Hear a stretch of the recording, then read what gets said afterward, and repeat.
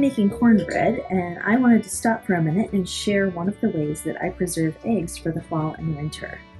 These eggs were from September 2nd, and this is now the middle of January.